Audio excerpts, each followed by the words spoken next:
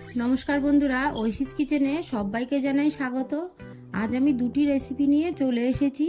আপনারা খুব সহজে কম সময়ের মধ্যে জিরা রাইস আর ফ্রাইড রাইস বানাতে পারবেন। তাহলে দেখুন আমি রেসিপিটা কিভাবে করি।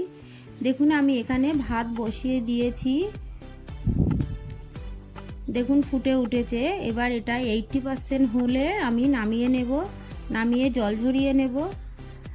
গ্যাসে কড়া বসিয়ে দিয়েছি, কড়াটা গরম হলে এর মধ্যে দিয়ে দিলাম কিছুটা সাদা তেল। তারপর এর মধ্যে আমি দিয়ে দেব ঘি। আপনারা চাইলে শুধু ঘি দিয়ে রেসিপিটা করবেন, আমি সাদা তেল আর ঘি দুটো মিশিয়ে করছি। এবার এটা গরম হয়ে গেলে এর মধ্যে দিয়ে দিলাম এলাচ, দারচিনি, লবঙ্গ আর দিয়ে দিলাম দুটো তেজপাতা।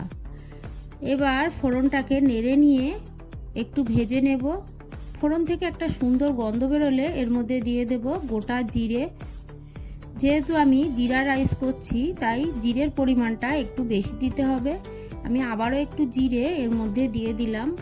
এবার জিরেটা ভাজা হয়ে গেলে এর মধ্যে আমি দিয়ে দিলাম রাইস। রাইসটাকে আমি ঠান্ডা করে নিয়েছি, হাত দিয়ে যেন ধরা যায় সেরকম ঠান্ডা রাইস এর মধ্যে দিতে হবে। খুব গরম রাইস দিলে কিন্তু ঘেটে যাওয়ার ভয় থাকে। এবার রাইসটাকে একটু নেড়ে নিয়েছি। এবার এর মধ্যে আমি দিয়ে দেব পরিমাণ মতো লবণ। তারপর এর মধ্যে দিয়ে দেব পরিমাণ মতো চিনি।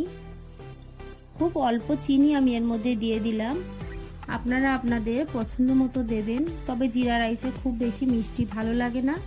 এর মধ্যে আমি দিয়ে দিলাম হাফ টিস্পুন গোলমরিচ গুঁড়ো আর দুটো কাঁচা লঙ্কা দিয়ে দেখুন আমি খুব ভালো করে নেড়ে নিচ্ছি। ভাতটাকে এইভাবে কয়েক মিনিট নেড়ে আমি নিয়েছি। এবার এর মধ্যে আমি দিয়ে দেব ফ্রেশ কুচানো ধনেপাতা। ধনেপাতাটাকে দিয়ে আমি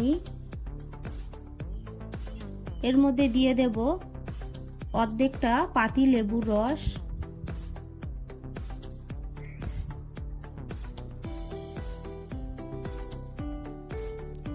দিয়ে আবারও আমি নেড়ে নেব।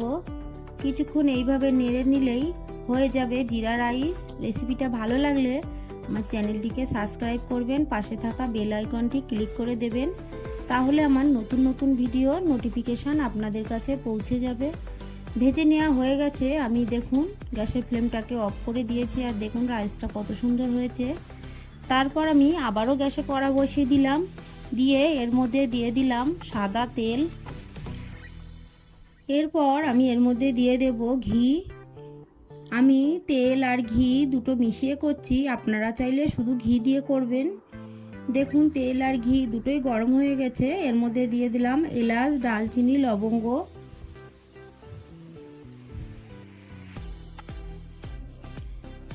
এরপর আমি এর মধ্যে দিয়ে দিলাম দুটো তেজপাতা, দিয়ে দিলাম কাজু কিশমিশ। এইভাবে ফ্রাইড রাইস বানালে আপনারা খুব কম সময়ের মধ্যে বাড়িতে ফ্রাইড রাইস বানাতে পারবেন। আর আমাদের বাড়িতে সব সময় তো বিন গাজর থাকে না। বিন গাজর না থাকলে আপনারা এইভাবে ফ্রাইড রাইস বানিয়ে ঝটপট খেতে পারবেন, খেতে অসাধারণ লাগে। এর মধ্যে আমি দিয়ে দিলাম ভাত। এবার এটাকে এর মধ্যে দিয়ে দিলাম লবণ। পরিমাণ মতো লবণ আমি এর মধ্যে দিয়ে দিলাম। তারপর এর মধ্যে আমি দিয়ে দেব চিনি।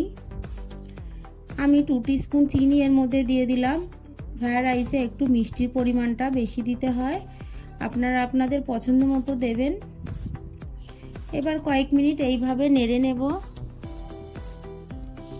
এটা খুব সহজ রেসিপি, তবে খেতে লাগে খুব ভালো।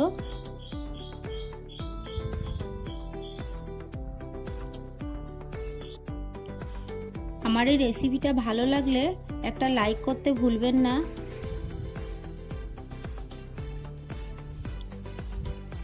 এইভাবে আমি কয়েক মিনিট নেড়ে নেব।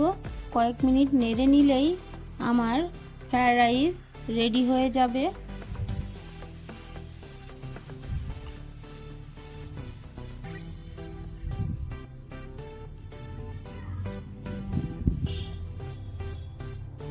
কিছুটা ভাত থেকে গেছিল, সেই ভাতটাকেও আমি এর মধ্যে দিয়ে দিলাম, দিয়ে আবারও একটু নেড়ে নেব।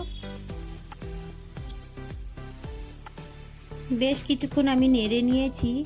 এই সময় আপনারা মিষ্টি নুন ঠিক আছে কিনা একবার দেখে নেবেন। সব কিছু ঠিক আছে, আমি গ্যাসের ফ্লেমটাকে অফ করে দিলাম।